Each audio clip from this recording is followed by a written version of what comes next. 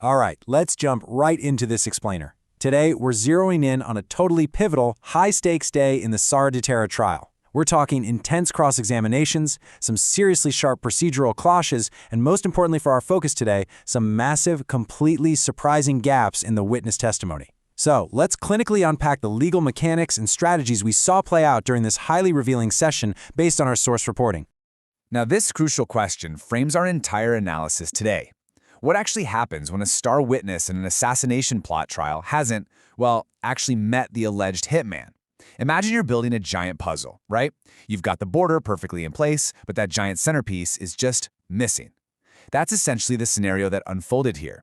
The prosecution brought in an NBI agent to testify about these alleged kill remarks, but the absolute core of the physical threat, it remained completely unaddressed by this witness.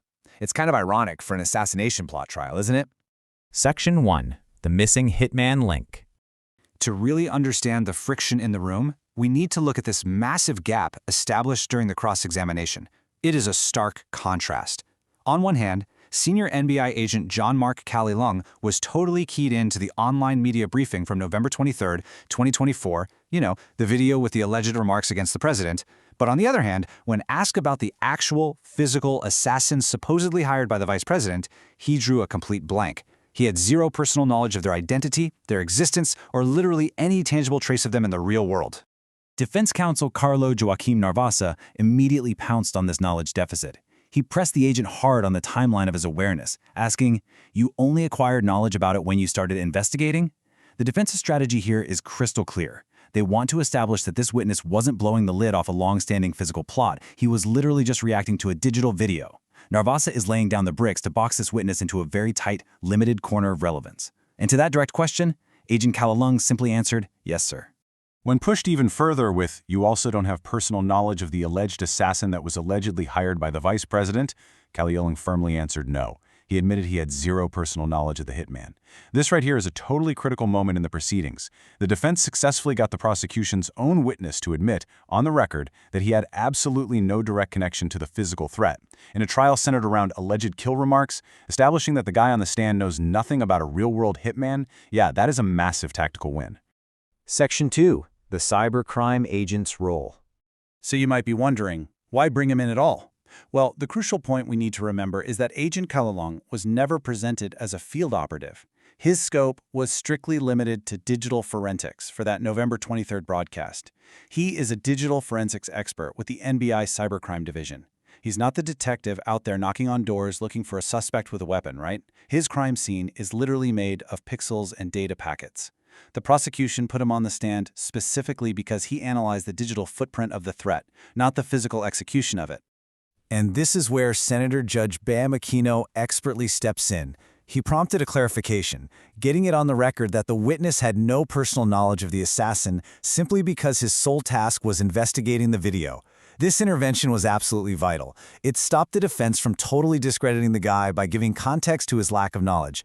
I mean, the witness isn't clueless. His job just literally doesn't cover the physical stuff. It stabilized his testimony, reminding everyone that in modern investigations, expertise is highly compartmentalized. Section 3. Defining motu proprio. This brings us to a specific piece of legal jargon that sparked a ton of debate. Agent Calilung testified that the Cybercrime Division initiated their probe motu proprio. In plain English, that means conducting an investigation without waiting for a formal complaint from a citizen or injured party. They acted on their own initiative. But the defense immediately zeroed in on exactly why they took that initiative in this specific case. The agent went on to state that this direct investigation actually stemmed from an instruction from above, specifically pointing to a directive from the Department of Justice, or DOJ. So, okay, while it was technically motu proprio in the sense that no civilian walked in to file a complaint, it wasn't exactly spontaneous, The order came straight down the chain of command from the DOJ, telling the Cybercrime Division to look into that video. Section 4. Courtroom friction and objections.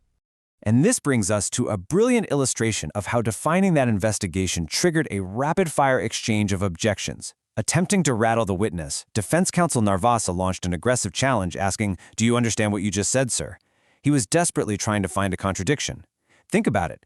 If it was motu proprio, meaning on your own impulse, how could it also be an instruction from above? Narvasa even started trying to lecture the witness on the legal definition, turning the cross-examination incredibly confrontational. But Private Prosecutor Amando Virgil Ligutan was not having it. He immediately shut it down, objecting with, "Your Honor, you don't lecture, counsel. This is cross-examination. This shows the prosecution fiercely protecting their expert witness. When the defense tried to play law professor with the NBI agent, the prosecution drew a hard line, calling the questioning argumentative. It was a classic tense standoff for control of the courtroom narrative." Then, Narvasa tried another angle. He probed the phrase, above the DOJ, trying to figure out what entity might be higher up giving these instructions. The witness had previously said the instruction came from above, noting it might be the DOJ or higher. Well, Narvasa pounced on those words or higher, trying to trace the command to the very top. Was someone else pulling the strings? The prosecution immediately threw another block. Impeachment Court Presiding Officer Francis Escudero decisively stepped in and sustained the objection. He called it argumentative, clarifying for the record that Calilung meant above as a general term, but in this specific instance, it apparently only referred to the DOJ. That ruling effectively slammed the door on the defense's fishing expedition for a higher political directive. The focus was kept strictly on the DOJ's order to the NBI. Section 5. The prosecution's next move.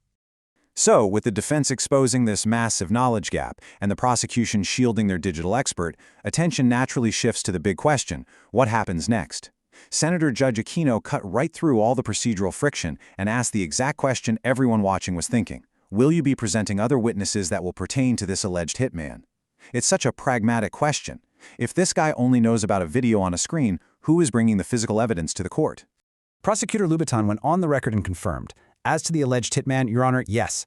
This guarantee means the trial is absolutely going to pivot from digital forensics to physical evidence in the coming days."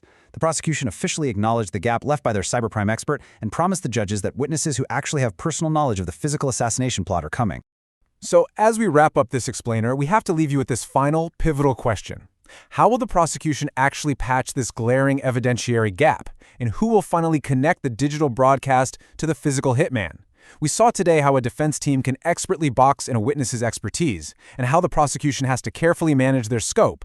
But at the end of the day, a video broadcast is literally only half the equation. To succeed, they have to bridge that massive gap between Agent Calilung's digital threats and the physical reality of an alleged hitman.